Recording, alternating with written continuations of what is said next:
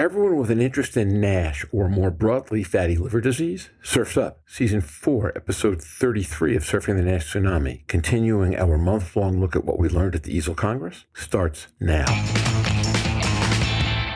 This week on Surfing the NASH Tsunami. We are starting to open the door to study a obese, metabolically patient population that consumes a little bit more than no alcohol, and to run clinical trials in that arena is something I'm really looking forward to. The ultimate liver damage is resulting from the balance between the damage and how strong and active and efficacious the repair mechanisms are. As NITs come into play, we should be able to find a combination of a couple of things, or a single composite test that has multiple elements in it, which does a better job of getting frontline positive and negative prediction in place. What we've talked about previously has been about finding patients who've got significant or advanced fibrosis, and this takes the argument forward then to, thinking about what's actually going to happen to the patient, what the clinical event's going to be, and how you can identify those patients best.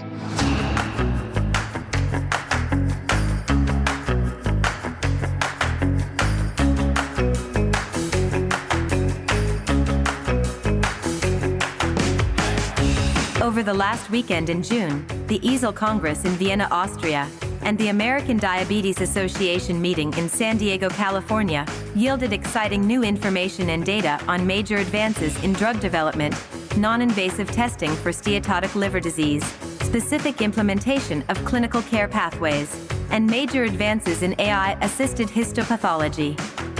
Throughout July, Surfing the NASH Tsunami will share insights and perspectives on all these advances. Our month of insights continues today, as hepatology researchers and key opinion leaders Sven Francque and Ian Rowe join our regular co-hosts, hepatology researcher and key opinion leader Jörn Schattenberg, and pricing and forecasting guru Roger Green, to discuss what they consider some of the major findings from the EASL Congress 2023, today, on Surfing the NASH Tsunami.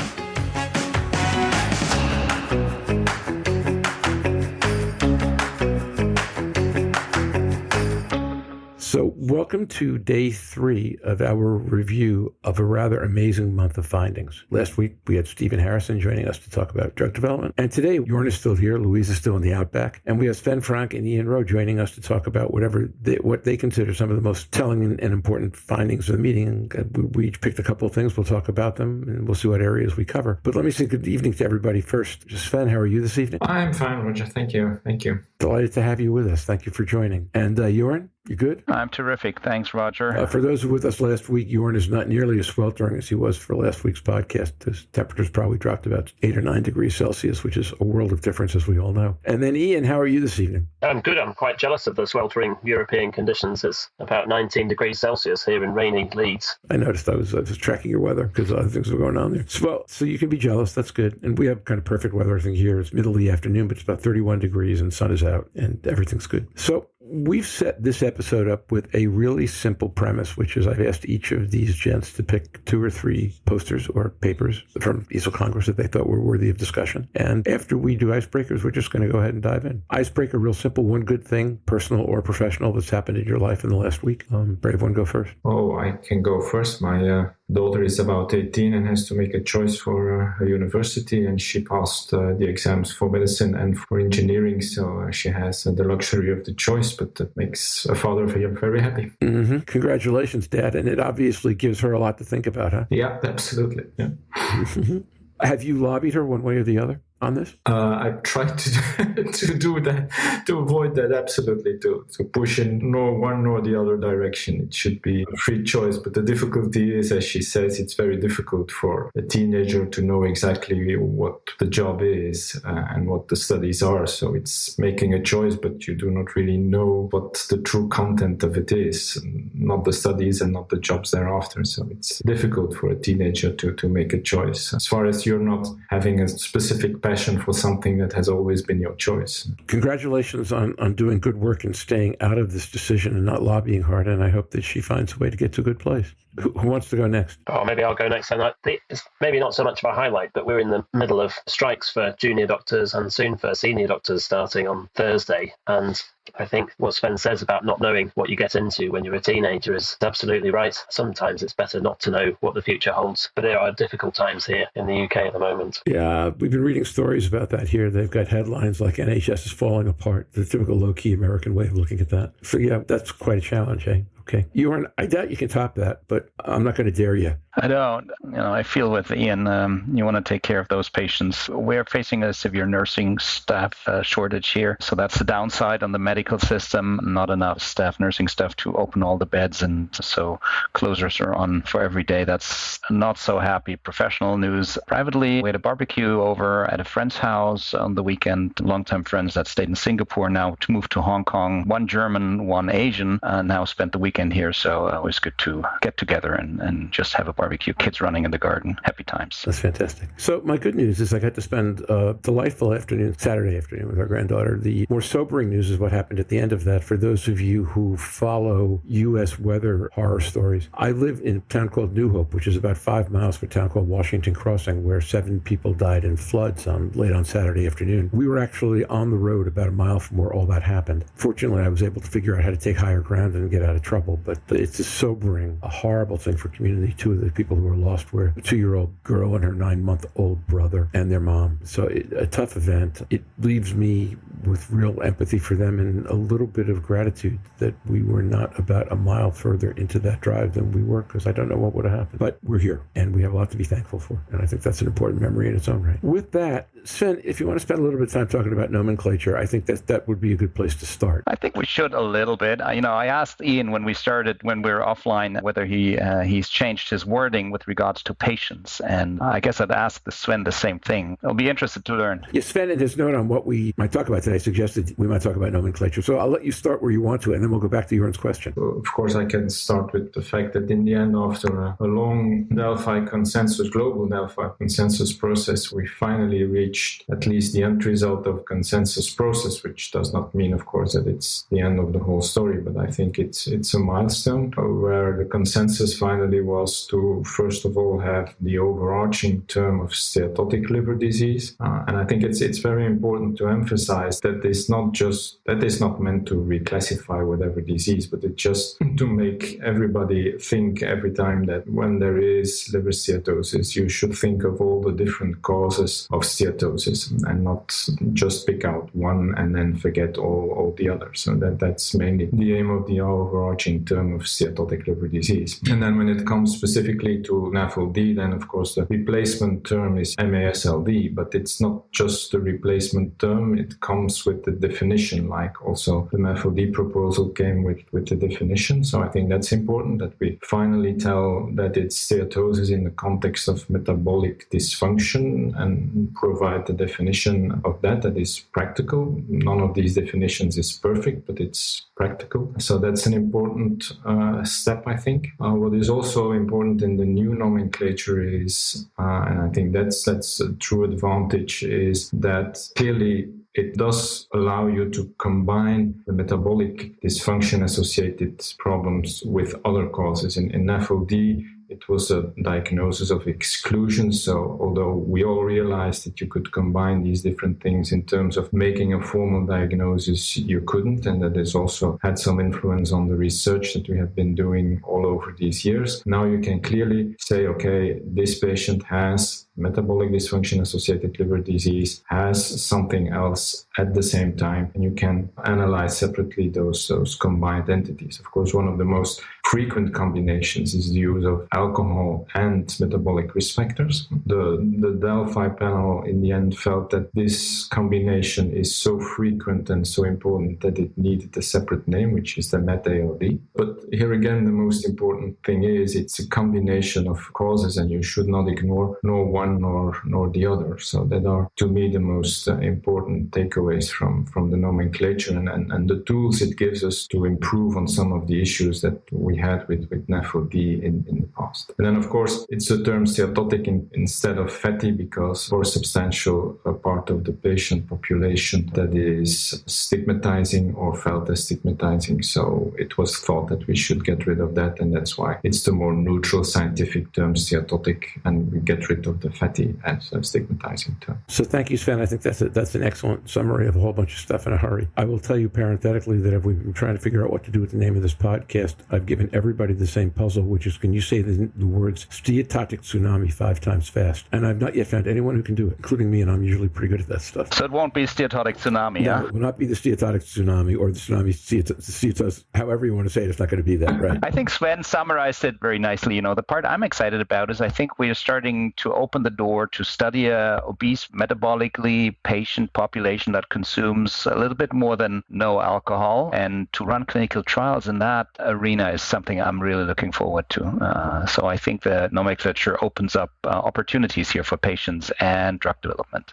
Absolutely. And I think the advantage is that it clearly identifies it, and that was a little bit the problem we were struggling with, or it was excluded, or it was, a little bit mixed up, but without clearly defining it. I think now it's more clearly defined, so it's a better tool to work with. Naim Al-Khoury used to refer to it as baffled, which I think covered it on several fronts, one of them being that everybody was confused about how to research or deal with it because there wasn't a place to put it, right, that for patients with mixed problem, with both. I agree with that. I think that was a real benefit in Jörn. I agree with you. I think in terms of the clarity around the definition of the disease, this is a really good step forward. I agree with that part. I get to Jörn's other question, though, to Ian, about have you folks started using the new terminology with patients? Not a great deal. I mean, we've started sort of saying it, but I think the reality is that there is a barrier between metabolic dysfunction-associated steatotic liver disease and patient understanding. And I'm going to struggle to get past that and describing it as fatty liver disease with or without fibrosis, which is, because that's the important thing, and recognizing what the underlying risk factors are. And there's a big question about how it's communicated, what language is used, plain language to aid understanding, and then the disease label, if you like, and how that's interpreted by patients outside of the specialty. So patients who are already living with obesity and diabetes who don't know about liver disease and who've never seen a hepatologist. And,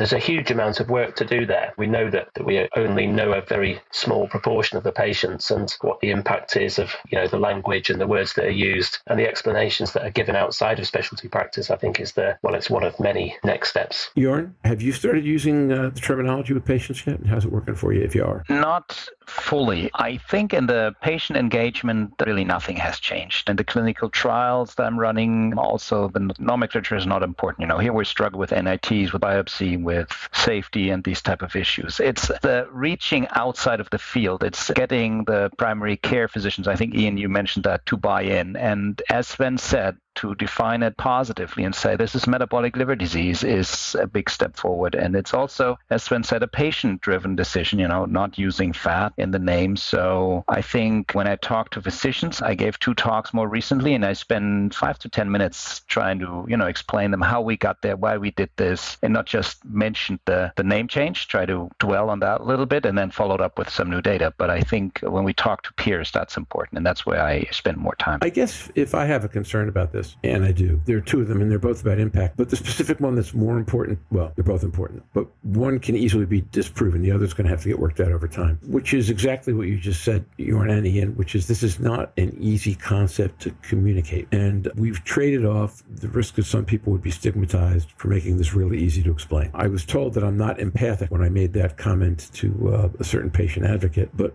my point was that we need to make this easy for primary care to explain in a 12-minute visit. We need to make it easy for patients to understand. And I believe we'll get there. But I would have loved to have seen that work done before the rollout. That getting to the end of the Delphi process should have been the beginning of the next stage, which should have been, let's do some work systematically on how to roll it out and on how to get the name out and how to do the education in advance so that people aren't just kind of stumbling through it. I think the change was good. I think the Delphi process was good. That piece of the implementation concerns me a little bit. We'll learn over time whether this is just my marketing research background coming to the fore and saying, boy, it's hard to communicate things that are easy. It's got to be really hard to communicate things that are hard, or whether I'm just overly cautious. I think over time, this will turn out to be a great thing because, as you pointed out correctly, Sven, it's lent a bunch of clarity to how we think about the disease. It's just, in the process, it's made it more granular, which makes it harder to explain if you're trying to paint the big picture. Well, I think you have a fair point about the communication and the education behind it, but I think we couldn't wait much longer to get this process to an end. But it's just a milestone. There's a lot of work to do, but also explaining non-alcoholic fatty liver disease to a patient is also not an easy. To me, there's not so much difference in explaining one or the two names to a patient. And you start off mainly, as Ian said, with saying, okay, you have fatty liver disease, or now we will call it steatotic liver disease, and then explain what the causes are. And that's usually how it goes. That doesn't really change so much. It's in the end the acronym and the name for the patient, but you start off with a lot of more explanation, and you end with MASLD or NAFLD. That's not so much of a difference in the end, I think, in patient communication. I must say that the Dutch patient organization was preparing a short version of the patient guideline that we issued a few years ago with EASL and EASL and the patient organizations. And they waited to get it out because the new nomenclature was there, and they are now adapting also the Dutch translation to the new nomenclature and trying to find appropriate Dutch terms for the new scientific terms. So it's interesting to see. It's a whole exercise to really find a good translation, because the English terminology for us is quite familiar, but to translate into different non-English languages is not always as straightforward as it seems. I'm sure that's right. That makes complete sense. It's good that they're doing that. It's obviously an important step forward. Other than that, I mean, the only other question I had was whether, in fact, it's going to have any impact on any of the clinical trial definitions that we're using, if we've changed the disease definition, particularly whether the regulators are going to deal with this at all. I don't think for the current trials it will have much of an impact. I mean, the patient population is the same, and in a clinical trial, you want a homogeneous population. So for the time being, whether it's NAFLD or MASLD as a single etiology, it won't make much of a difference, because if it's a pure MASLD trial, you will exclude patients with significant alcohol use because they have a double. You don't want any competing etiology, or you can specifically study it if you combine etiologies. But for most of the trials, you want just one single etiology disease and not a concomitant other chronic liver disease. So that will not make much of a difference. The small difference is that with the positive definition and the criteria, there will always be a few people that might not meet those criteria. It will be 1 to 3% of the patient population you currently have in a clinical trial that might not meet the definition of the MASLD. But if you make the exercise for most of the clinical trials, it's about 100% overlap between the old NAFLD definition and the new MASLD definition as a single etiology if you exclude concomitant significant alcohol use. So it has no impact on the interpretation of the data from the clinical trials that have been conducted so far. And as Jörn said, it will be very interesting to study also outside the classical NAFLD population in patients that combine risk factors for steatotic liver disease. But that's then a specific other patient population that you need to define. That I agree with, and I think that's an excellent point that Jörn made and you made, which is that that's a large population. We've been motivating people to lie about that if we want to get them into clinical trials, or we close our eyes to what their real situation is. And it will be helpful to be able to take them where they sit, stand, lie, whatever their habits are, and know that accurately and have categorizations for them and ways to research them. I think that's a fantastic thing and a big step forward. Sven, thanks for bringing that. It's good we took a few minutes to talk about it. Jörn, thanks for a question about bringing it to real patients. Oh, Sven, we didn't ask you, are you bringing it to your patients yet? Yes, slowly.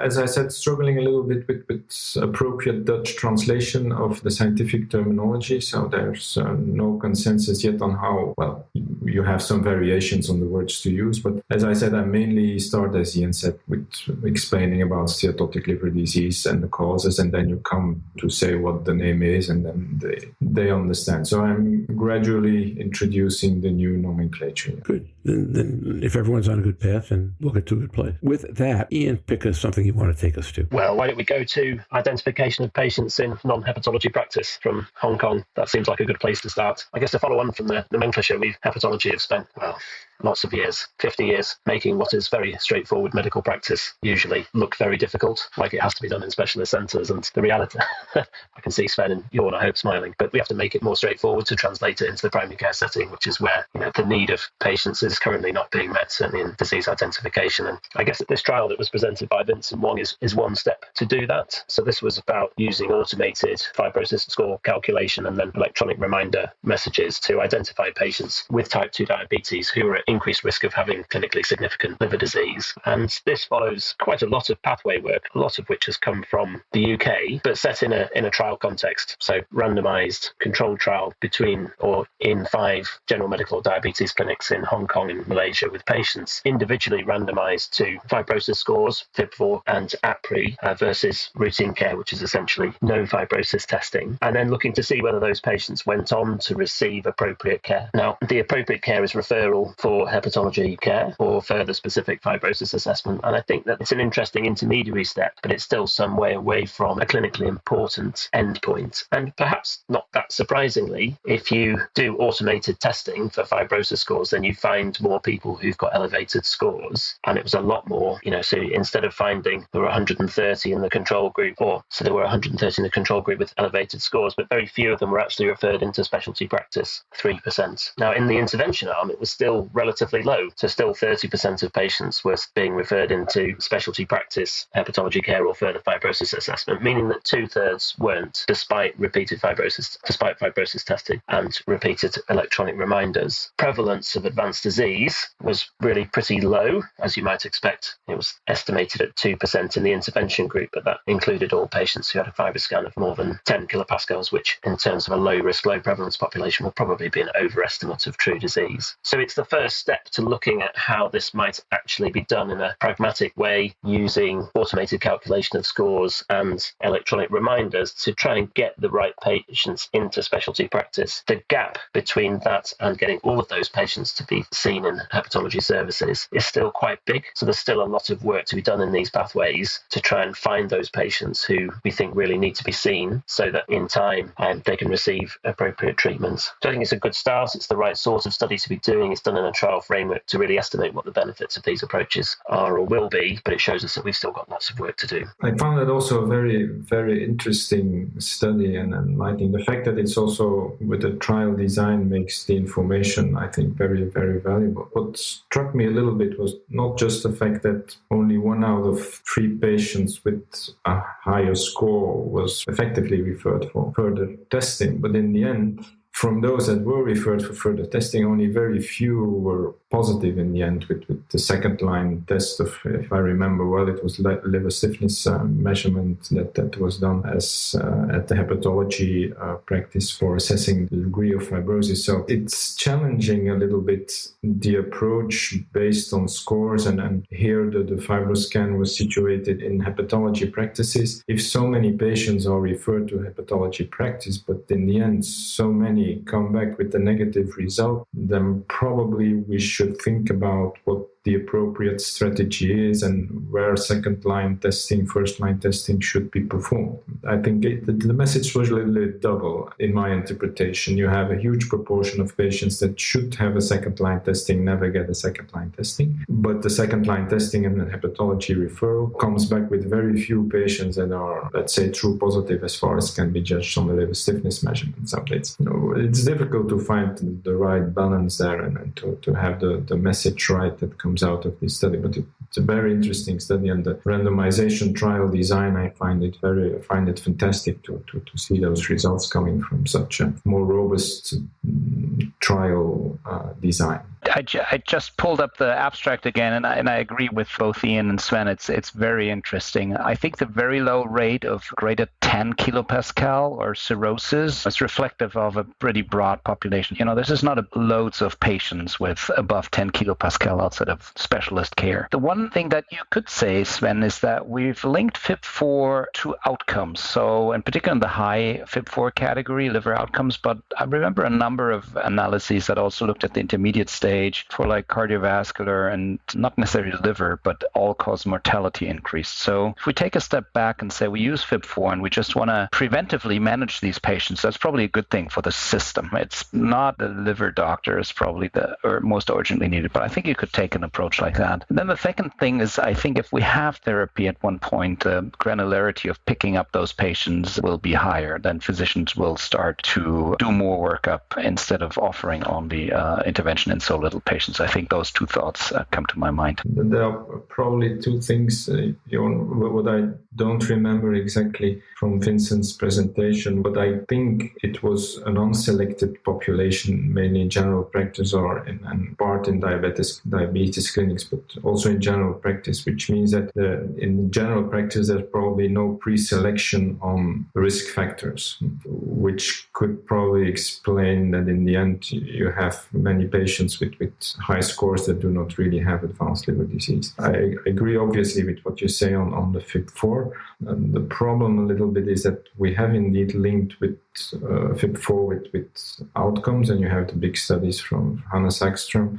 clearly showing that, but on an individual level, you still have a problem with the interpretation of the FIB4, because also in his studies he clearly pointed out that many of the patients with deleterious outcomes in terms of liver disease never had elevated FIB4s, and there were several patients with elevated FIB4s that never had a liver event. So if you have big numbers of patients, that levels out individual variability and it tells you something, but on the individual level it's still very difficult to have a precise prediction of what is going on with the patient and what the future of the patient will bring, I think. Good point. I think that this really is the difference between hepatology personalised medicine practice and the management of a population level disease. So the same is absolutely true, as you say, for risk stratification for cardiovascular diseases. The vast majority of events occur in patients who are at relatively low risk and who don't receive preventative medicines. And even among the higher risk population, many of those won't go on to develop events. So we need to think about how, as hepatologists, we want to practice. We will never have a test that will provide a risk of future liver-related events where it's 10, 20 years hence that will be 100% accurate. So we will need to embrace this sort of risk-based approach and accept that will miss some patients and that they'll continue to present with complications. It's a real tension, I think, between the way that we've always practiced in our specialty centres and the reality of looking after a population disease. So Ian, the statistician in me says that the right answer to that is triangulate, by which I mean we know that FIB4 is not a great test. We know that the less enriched the population is, the better it does, but it misses positives, which means it's going to miss both ways. It just misses a lot more in one direction than the other. We like it because it's cheap. We like it because it's easy to compute. But as NITs come into play, we should be able to find a combination of a couple of things, or a single composite test that has multiple elements in it that does a better job of getting frontline positive and negative prediction in place. The challenge there is going to be that it's going to be expensive. So we're going to have to figure out how we want to deal with those costs and what the cost of missing a patient is. But I'll come back to that when we talk about one of the papers I wanted to talk about today. I think that where the hepatologists have it over primary care is sophistication of treatment and an understanding of the different underlying elements make it possible for the specialty to triangulate and propose a multi-element solution that will work. Now, getting payers to pay for it and primary care to adopt it might be a different story, but it's not realistic to think that one test will do a fantastically good job of resolving all the various issues at once. No, I agree with that. And I think the other big question that we haven't yet tackled is frequency of testing in primary care. So the pathways that we're beginning to see are,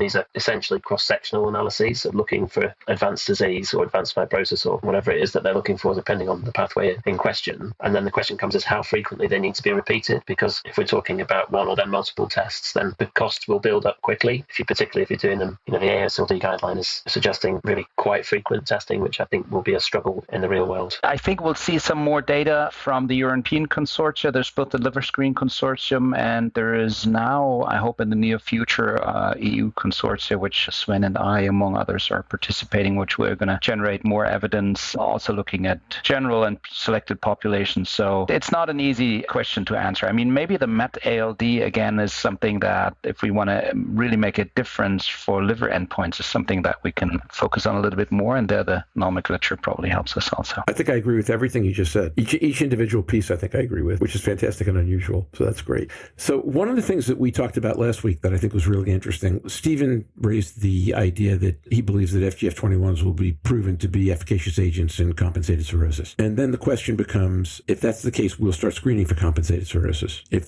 there were a good screen available. But the question I raised at that point was, well, we're challenged by the idea that 20 to 30% of all HCC patients develop HCC in the absence of cirrhosis. And how do we find them? So with that in mind, I actually went poking back through the abstract booklet this past week and found an abstract from a group in Korea who set out to answer that exact question. The title of the poster was Risk Prediction Model for Hepatocellular Carcinoma for Non-Alcoholic Fatty Liver Disease Patients Without Cirrhosis. It was Korean, and they took a nationwide cohort of 410,000 cases. Yeah, obviously, they created an 11-point system, and they did a variety of different things to build a scale, and then created a validation cohort of about 8,700, slightly over 8,700 from a different medical center in Korea. What they found was the 10-year cumulative HCC incidence rates in these populations were 0.21% and 0.2%. In the derivation and the external validation cohorts, not high, but given the proportion of the population that's likely to develop HCC in the absence of cirrhosis, not surprising. And the interesting thing is that in the OROX in the model were 0.72 at 5 years and 0.75 at 10 years. In the validation cohort using the same model, which was an 11-point scale, the C-index of the model was 0.82 and the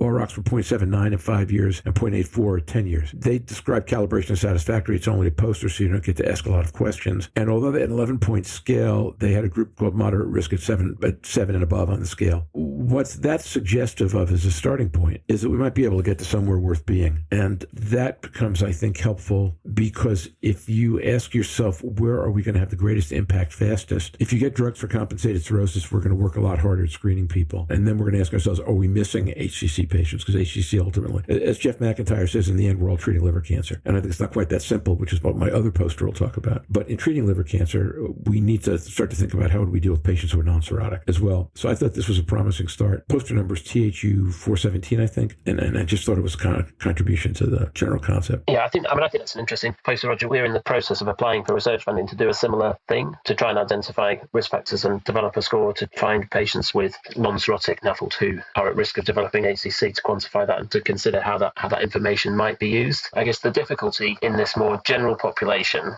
and there's a lot of work done in the Korean population where they have lots and lots of data and quite a bit of imaging, is that the population denominator is huge. And so even if your test was really good, if specificity was 0.95, you'd still be left with a very large number of patients who are still at relatively low risk. And so I'm not convinced that the payoff in this non-cirrhotic population, where the incidence of HCC is still going to be relatively low, that's really the best population to go for. I guess that the event rate in patients who've got advanced fibrosis through decompensation and HCC will still be considerably in excess of that. I guess what I didn't mention, and should have, and I don't know why I walked over this, but I did, is that the risk factors they were using were age, sex, diabetes, obesity, ALT, and GGT. So easy enough to find. That doesn't do away with your challenge, but it does say it should be an easy thing to compute. I share Ian's concerns about the low incidence in the non-cirrhotic population, but revisiting the nomenclature debate, and if we add patients that socially consume alcohol regularly, we might even increase that risk a little bit more, and this could be a population worth screening. So again, in many fields, maybe that's an advantage moving forward. Yeah, sure. What also struck me, Roger, when you listed the risk factors,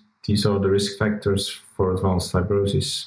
Exactly the same. Mm-hmm. I think the presumption, Sven, as I understand it, and remember, my last natural science course was high school biology, and I just learned what I learned talking to you guys and reading journals, is that patients who get to HCC who are non-cirrhotic will have advanced fibrosis. They just won't have proceeded to cirrhosis, so it's not a surprise that you'd be looking at a lot of the same factors. It will be interesting to take a look at a population like that and see how the scores on that 11-point scale for different fibrosis levels correlate with HCC, and whether, in fact, they're just fundamentally two darts thrown at the same dartboard, or whether there's a progression or a clear line through there. And I think that's a good point. I've looked at an abstract that would be probably brilliant presented to be by Scott Friedman, but I wanted to introduce a little bit, since we don't have him here this evening, basic science and mechanistic studies. So I'm looking at oral session 048 1992. It was given by a young investigator from Barcelona, the Biomedicas de Barcelona from Spain, and the abstracts entitled Novel Insights in the Contribution of Collagen Degradative Macrophages to Liver Fibrosis Resolution. So it's interesting. We're interested in fibrosis resolution. We're discussing a lot the liver histology. How is that potentially different? How can we achieve that with clinical trials? And here this group used basic science models to model fibrosis and then look at the rate of resolutions. And they looked specifically at macrophages contributing to fibrosis resolutions. So they used two models that are fairly established, not very close to NAFLD fibrosis, but still a lot of data in the literature. One is chronic CCL4, so a toxin that activates Kupffer and stellate cells to deposition collagen. And the second one is bile duct ligation. And they used that in a transgenic mouse model with a cathepsin D knockout model. And by crossing these cathepsin D knockout animal models, which is driven by Luce Cray, they specifically delete this only in macrophages. So within those two experimental models and this animal model that lacks cathepsin D in macrophages, they then have a number of readouts for fibrosis, including hydroxyproline, serous red, collagens, TGF-beta, but also some proteomics and single-cell RNA analyses. And they see that starting in some clinical samples, cirrhotic patients do have less cathepsin D expression in liver macrophages, and they do have more fibrosis when they knock out cathepsin D and induce fibrosis, as described by those two models. And then actually the resolution of fibrosis is slower after CCL4 withdrawal. So what you do is you inject the animals over time, then you withdraw the CCL4 and see how the fibrosis resolves. And that resolution process is slowed down if you knock out the cathepsin D in the macrophages. And they do some additional more fancy FACS and single cell analyses, actually proteomic studies. They see some impaired collagen degradation in these cathepsin D knockout models. So what pretty much happens is you have a cell population that's able to add to fibrolysis or fibrosis regression, and they're able to locate it to the macrophages. What does that tell us clinically? I think it's an interesting mechanism, far removed from clinics with those two experimental models, but it tells us how broad the mechanisms are we have to consider when studying fibrosis regression and from therapies in patients. And you could well imagine that some therapies are more likely to support macrophage fibrolysis or macrophage-driven fibrolysis versus other drugs that maybe don't have the same effect. And then patterns of fibrosis regression could be very different. And I guess those are my thoughts on that basic science paper. Yeah, it's interesting, and it illustrates once more that the ultimate liver damage is resulting from the balance between the damage and how strong and active and efficacious the repair mechanisms are. I think it's very difficult in clinical practice so far to have treatments that really reinforce the repair mechanisms. We mainly act on the damage part and not so much on the repair part of the balance. But yeah, we'll see. It's a very interesting field of research, but it's very complex. If we start in the advanced population, we probably have to look at fibrolysis if we want to make a difference, and in particular if they don't lose a lot of weight or something. So I think that's interesting. And there are some biomarkers that are more closely linked to fibrosis turnover. So maybe this is something we can pick up down the line. That makes sense, Jörn. If people already have advanced disease and they're not willing to or able to take steps that are more generally preventive, then fibrolysis seems to be the only thing that's left. A bigger challenge, and frankly, probably more expensive challenge when you get around to actually creating medicines to deal with it. But I take your point. Ian? No, I was just thinking about the balance between progression and resolution and the times it takes for scar to resolve, even in injuries completely stopped, like it is in hepatitis B and hepatitis C. To see the time that it takes for those scars to remodel and not altogether disappear, but to have less and less impact on liver function. And I guess the more tools that we have to be able to evaluate that process and ultimately to be able to measure it in the clinic, and that will give us the opportunity to identify drugs where they may have those types of beneficial impacts. And there are plans for macrophage-based cellular therapies that are coming to clinical trials, which I guess will begin to at least give some insights into how the biology can be exploited, in that case with cell therapy, but potentially with other therapeutics in the future. Interesting. So why don't we swing back around to Sven and pick a paper that you wanted to discuss that was not nomenclature and have at it. There was one in the same session as the one Ian has been talking about from Vincent. It was a Japanese study on repetitive MRE measurements in patients and how that correlated with the outcomes. Of course, the numbers were not comparable to what we have in studies with FIP4 and the Korean studies, but still, I think it was about 450 patients, something like that, with MR elastography repeated after 2 years on average, and I think 7 or 8 years of follow-up. And they could clearly show that if there was a worsening of the liver stiffness, it also correlated with more risk of decompensation events and hepatocellular carcinoma, so mainly liver events. It was not so much related to cardiovascular events or non-hepatic malignancy. It was pure liver events that it correlated with, and also the other way around. If it's improved, then the risk was clearly lower. So what I found interesting is because we still are struggling with how to follow up patients. What's the meaning of changes in NITs over time? How does that translate into better outcomes? We have a few hints, as Jörn already alluded to, also with the FIP4. We have some large studies showing that, but in the end, we have very few data on FibroScan, but also in quite a limited number of patients. So it's interesting to see more and more data showing you that, and still we need to translate it to the individual patient because there's the variability of the test. So we need to be cautious in the individual patients with the message we give. But at least if you have groups of patients, it shows you that those NITs that really reflect something is going wrong with the liver, if they worsen over time, that also correlates with the prognosis of the patients, but also the other way around. If they improve, it also correlates with better outcomes for the patient. So slowly, but we're getting more and more data that help us how to work with NITs also in follow-up of patients and what the evolution over time in these NITs can tell us about the prognosis and so the true evolution of the patient.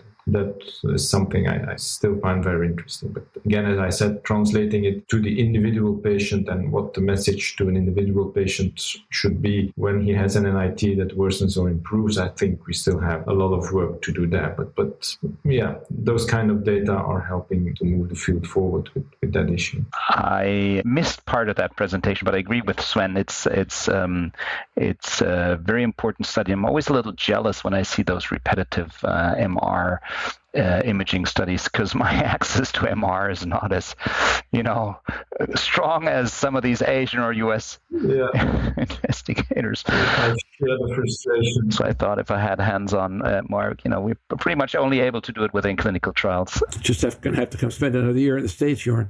Come to Philadelphia, we'll hang out. It'll be fun. Yeah, I know. Tempting. Anyways, I think it's that type of studies is important to show us how we link those NITs to outcomes, which is, adds to the body of growing evidence to move away from biopsy eventually and helps us to steer patients and manage them. Once we have a drug, manage them non-invasively. So, naive question. What does that tell us about the appropriate frequency of testing? Right? We made the comment earlier in this, the frequency of testing was going to be a significant issue going forward. How frequently are you going to be testing patients? So what does this tell us about that? If I take a shot at this, I say we should be careful to recommend intervals too strictly because we're not so sure what it means. We don't want to miss patients, but we're going to spend a lot of time testing for patients that are pretty stable. So I'm reluctant to test repetitively unless I'm really worried about the patient with additional risk factors. And I think I'd rather invest in testing patients I think are at risk once. And then, if I have limited time and money, I'll probably spend it on testing more patients instead of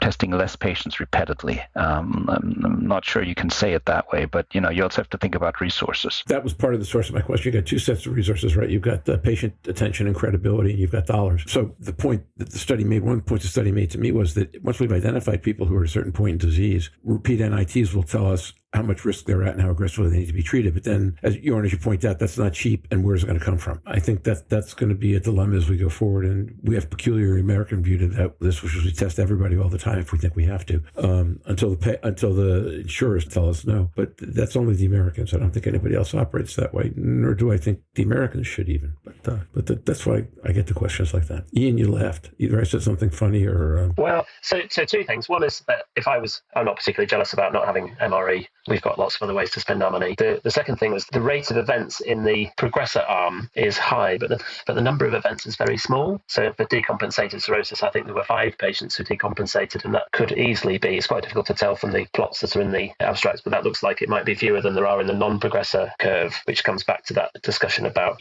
personalized versus population testing earlier. And the other thing that I would highlight is that there's a paper just out in gastroenterology from the Vienna group, from Thomas Reiberger, with not NASH patients specifically, but just over 2,500 patients with repeated FibroScan for liver stiffness measurement that shows, similar findings in terms of disease progression. So the data for longitudinal assessment of biomarkers in a natural history sense is coming, and it'll be easier to get and potentially more reliable, I think, than histology will be. The final question in terms of treatment is whether it's sensitive to improvement with therapy. From a clinical, if not regulatory perspective, then we'll be there for how we'll use them in the future. Okay. Jörn or Ian, whoever has something you really want to dive on in. So I was going to highlight, having just said that we could move away from biopsy, I'm just going to highlight studies that are based on histology from the Edinburgh group with the steatocyte cohorts. And we talked a little bit about one of those in the live session that we did at some ungodly hour in the morning in Vienna, which was about, using histology to predict clinical outcomes. But the second paper that they had, which was in a poster session that I moderated, was about the identification of a gene signature that would accurately predict the risk of decompensation. And I think this shows a really nice link between taking features from histology and developing blood-based biomarkers from them. So I think it's a top poster, so TOP 082, and this is, as I say, from the Edinburgh group, and they did bulk sequencing from needle biopsies, identified differential gene expression, and then looked to see which of those differentially expressed genes would be detectable in serum. So going from what you see in the tissue into a blood-based biomarker, and they find potentially a gene signature that will predict the risk of decompensation. And a lot of what we've talked about previously has been about finding patients who've got significant or advanced fibrosis, and this takes the argument forward then to thinking about what's actually going to happen to the patient, what the clinical event's going to be, and how you can identify those patients best. And I highlight this for a couple of reasons. One is that I think we've talked previously about making the most of needle biopsies when the patient's had one, and this is a good way of maximizing the yield of that tissue in terms of learning for future studies, but also allowing us to move away from the biopsy and towards the prediction of clinical events rather than of simply fibrosis stage. And I think that's really where we've got to end up. Yeah, I think this is again a very, very interesting study, and I agree with Ian. This is really the way forward to use the liver biopsy and the tissue to get information that helps us to move the field forward. In the end, of course, we need something else than the liver biopsy to work with in clinical routine. But still, we have the liver biopsy, and we will have the liver biopsy around for the time to come. And if we can do this kind of studies and get more insight in how this translates into something that we can use in routine clinical practice, I think this is really the way forward. There's so much we can do with the tissue as such, and we are hardly exploiting what we have. So this is one of the examples how it can be done better. Agreed. I think it's an important abstract. I'm aligned. Biopsies will be around for some time, and we need to pull all the information we can get from those tissues that the patients donated. So hats off to that author group. I like the paper. Yeah, I loved the paper, and actually did see the presentation. Although I saw it from the outside room, I made a habit of getting to things too late to get into the room and watching half the meeting on TV screens. Yeah, I thought it was fantastically well presented as well. And I agree with you on 2 levels, which is we need to stop thinking about conditional endpoints and start thinking about outcomes. And therefore, if we're going to have biopsies, the question doesn't become what can we learn about the biopsy in terms of getting to the conditional outcome, but what can the biopsy teach us about outcomes? And what are all the ways that we can leverage it towards that end? Because in the end, we're not treating conditional patients. We're treating the end of what happens with the patient. The whole argument around that was, I think, pretty compelling. We're about 1 hour and 3 minutes into this. If anybody has another paper or another comment about the meeting you'd like to share, great. If not, I'll go to a closing question of my choosing. All right. Wild card. What one thing will we see next year that you think will have the greatest impact on people next year being in Milan next June? And when you answer that question, what assumptions are you making about what will happen in the intervening year? So reading the crystal ball, right? I think we'll see more data on the FGF21 classes and some drug classes we haven't seen. Clearly, the big screening data sets, will even grow. If I think back to Nail and our team, we discussed some of those while we expanding the data sets. There will be some abstracts looking at 10,000s of liver biopsies from a number of clinical trials combined. So I think here the power is going to become bigger. At one point, we're going to see the same results we've seen even in smaller studies, so that we know we kind of gotten to where we wanted to come. And on the nomenclature front, I think there's going to be so much adaptations and working around with a new nomenclature that will for sure be a big part of the next year's meeting. Do me a favor, take a little bit and elaborate on how you see nomenclature being a big part of next year's meeting. I think we'll see a lot of analyses now from the existing cohorts and in terms of overlap, and it's it ranges to 95 to 98%. And I think we're going to see some prospective studies on the meta-ALD cohorts now. Also, the description of risk factors, comparing this a little bit to reinforce us that we're not looking at a different disease. We've changed the nomenclature, and I think we'll see some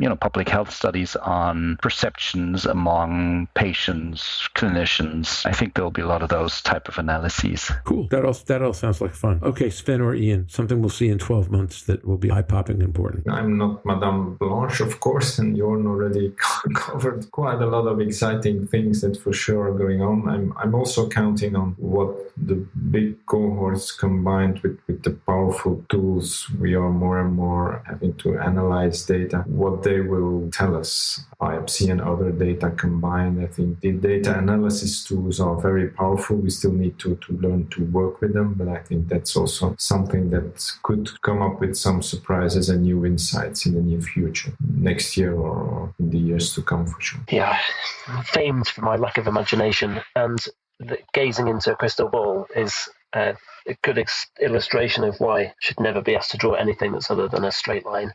I just find it very difficult to know what to look forward to, although I am reminded of Ken Kusi at the Nomenclature meeting in Chicago when he said every time they changed the definitions for metabolic syndrome, they sort of stood still for a year or two while people sort of revalidated the new definition. And the idea of being an abstract review in the NAFLD clinical non-therapy area next year isn't already filling me full of joy as I anticipate to see study after study of overlapping definitions and how well they work. But I think the thing that might be beginning to move is as Jörn says, that the meta-ALD group, the identification of that group within existing populations and how therapy might be targeted. I think there's a bit of epidemiological work to do in that to try and really tease out what the impact of each of the risk factors is, because it's quite a broad group, and I think that's not something that we've really spoken about. But the range of alcohol consumption is quite big, and how, if, where you subdivide that group, not because I'm a hepatologist and I want to make it even more complicated, but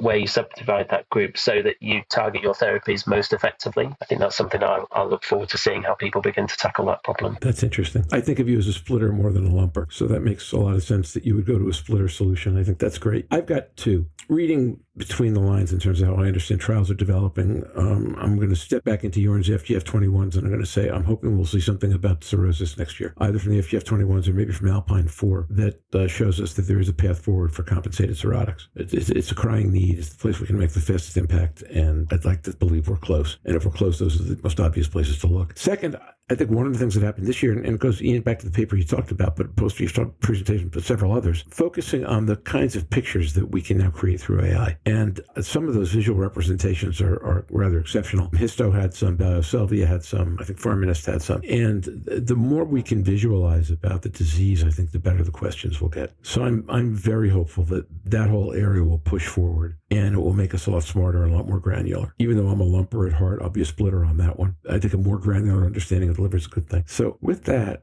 unless any of you gents has anything else to add, thank you, Sven, Ian, thank you so much. Jörn, I'll see you next week, same time, same place. We have Stephen and Mazen, and we're finishing up the rest of the drug development discussion next week. And then we'll be back after that for a couple of weeks more to talk about different elements. So to everybody here, I'll be back with Business Report in a couple of minutes. And as far as you gents go, let's all say goodbye. Bye-bye. Bye. Bye-bye. Thank you. Thank you. Yeah. Goodbye. Thank you, folks. Enjoy your evening. Yeah, thanks everybody. And now for the Season 4, Episode 33 Business Report. Slava Ukraini, Heroyam Slava, glory to Ukraine, glory to heroes. In the last 24 hours before I narrate this piece, there were two major stories coming out of the Ukraine war. Thankfully, neither was about Vladimir Putin raining bombs on Ukrainian civilians. But worse in one way, he has canceled the treaty that has allowed Ukraine to sell its wheat to foreign markets. Ukrainian wheat has been a bulwark against famine in Africa, so Putin is saying in effect that Africans may simply have to starve as the new casualties of his invasion. Reportedly, the U.S. will step in and fill some of that gap. The other story was that someone again damaged the bridge connecting Russia to the Crimean territory they annexed from Ukraine in 2014. This item speaks for itself, but most of the early observations are that Russia might have damaged the bridge, given the nature of the damage. We'll see more as time goes on. Slava Ukraini. EASL Insight Month continues. My deepest thanks and appreciation to Sven, Ian, and Jörn, who shared some really interesting presentations and their views about what they signify with us this week. Next Wednesday, we will post an episode with Stephen Harrison, coming back this time with Maza Noureddin to finish our drug development discussion. We have 2 or 3 more episodes after that, either to focus on other specific topics emerging from EASL and ADA, or, like this week, leading friends and KOLs sharing their individual views on the most important lessons we've learned. If those episodes are as good as last week and this one have been, we're all in for an ongoing treat. The Steatotic rebrand moves forward, although we changed the plan a bit.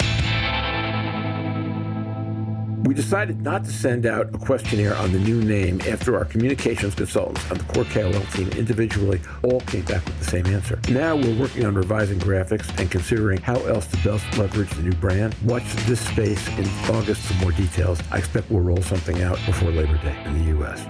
The July download numbers still look strong.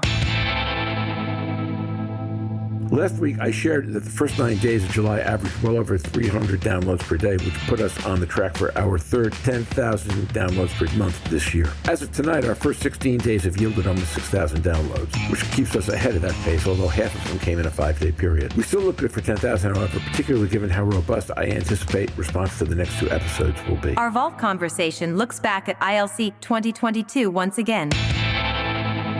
Last July 4th, we posted conversation 32.3 from Season 3, which we titled NASH is a Complex Disease. It came from ILC 2022, and part of the discussion focused on how much we had learned over the previous couple of years. The rest stemmed from Zobair Yonassi's observation that 10 years ago, some leaders felt we knew all we needed to about the etiology of fatty liver disease, and as Zobair put it at the time, we could not have been more wrong. This year's meeting supports the idea that we have learned enough to confirm Zobair's observation once again, but it should also leave us with a little humility that much of what we believe we are learning may also turn out to be complex or maybe even wrong. That's why learning is a voyage, and NAFLD drug development is like surfing and it's a hill. And with that, I'm off until next week. Thanks to Jörn, Ian, and Sven for a great conversation, Magic Mike and Jake for putting together our new transcontinental production schedule on Overdrive this week. Louise is still in the Outback, but she'll be back the beginning of August. So enjoy your weekend. We'll see you next week to discuss more news from EASL and ADA. Bye-bye now.